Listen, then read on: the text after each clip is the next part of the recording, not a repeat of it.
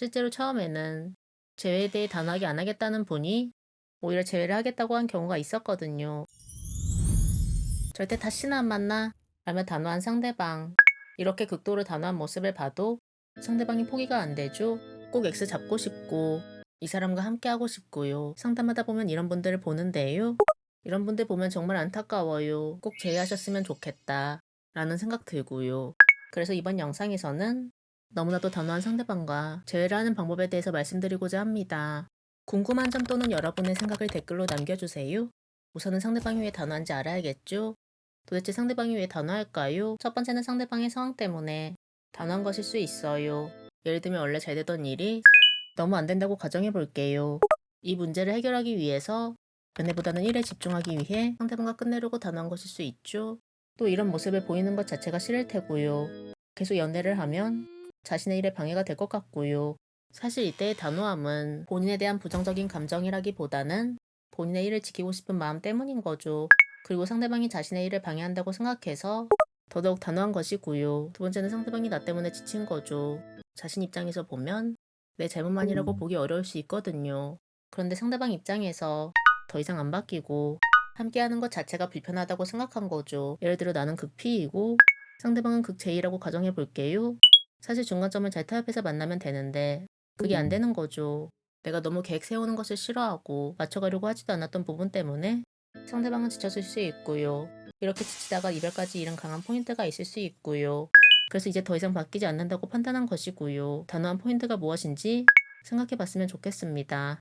이렇게까지 상대방이 단호한 모습 보인다면 차라리 상대방의 단호함에 공감해 주세요. 여기서 직접적으로 설득하면서 내가 달라질게 해도 상대방은 바뀌지 않을 거예요. 오히려 더 단호해질 것이고요. 상대방 입장에서 자신을 공격하는 걸로 느껴지고요. 내 생각은 틀렸다 라고 이야기하는 것처럼 느껴지고요. 그렇다 보니 심한 말 나오게 되고요. 또 이런 말 들으면 마음 아프잖아요. 이때의 단호함은 사실 나에 대한 부정적인 감정이라기보다는 나의 반응에 대한 방어이거든요. 그러니 너무 단호해서 도저히 설득이 되지 않는 상황이라면 직접적인 설득보다는 상대방이 단호함에 공감을 해주세요. 그래, 많이 힘들었겠네. 나 같아도 헤어질 것 같아. 라는 식으로 말이죠. 이렇게 아름답게 마무리를 짓고 그 뒤에 재회를 시도해보는 게 맞고요. 또 막상 자신의 상황에 대해 공감해주고 재회에 대한 마음이 없는 나를 보면서 생각이 바뀔 수도 있고요. 그러니 더더욱 단호한 상황에서는 재회에 대한 이야기하지 않았으면 좋겠습니다. 이렇게 마무리를 잘 짓고 시간을 가지세요. 실제로 처음에는 재회에 대해 단호하게 안 하겠다는 분이 오히려 재회를 하겠다고 한 경우가 있었거든요. 이렇게 시간 지나면 충분히 생각이 바뀔 수 있고요. 상대방이 옆에 없다 보니 상대방의 부재 느껴지고 그래서 상대방을 만나기 위한 이유를 만들 수 있고요. 일이 너무 안 돼서 헤어진 거라면 상대방과 함께해도 충분히 일도 같이 챙길 수 있을 것 같다고 생각하고요.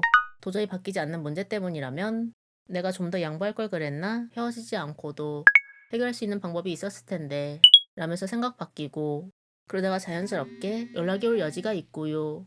그러니 우선은 시간을 가지세요. 이거를 너무 힘들어 하시는 분들이 계시는데요. 물론 당연히 힘들 수 있죠. 그렇지만 상대방이 단호하다면 시간을 가지는 게 유리하고요. 부정적인 생각이 사라지는데 충분히 도움이 되고요. 그렇다면 시간은 얼마나 가져야 할까요? 경우에 따라 다를 수 있지만 짧으면 일주일 정도에서 길면 한 달 이상을 가져야 할 수 있어요. 그렇다면 시간 가지면서 어떻게 해야 할까요? 우선은 겹지인이 있다고 한다면 그 겹지인들에게도 재회에 대해서는 이야기 안 하셨으면 좋겠습니다.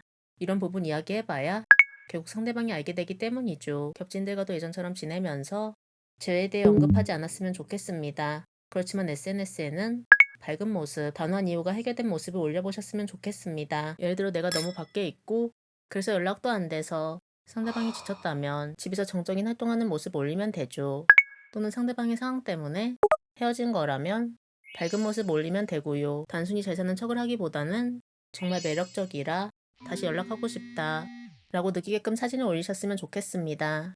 그런데 사진 올리는 거 너무 부담스럽다 라는 생각 들 수 있죠? 연애했을 때 사진 거의 안 올렸다고 해도 헤어진 직후에 올리는 게 아니라면 상대방이 일부러 나보라고 그런 것 같다 라는 생각보다는 본인에 대한 매력이 느껴질 확률이 크거든요.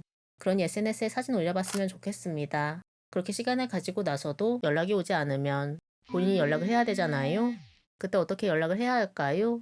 상대방이 느끼기에 부담이 없고 제외하려고 연락한 게 아니라는 느낌을 받게끔 하면 되죠. 제가 이 샌드위치 사 먹었는데요. 이 샌드위치가 제 마음 없이 레시피만 물어본다는 의미의 샌드위치잖아요.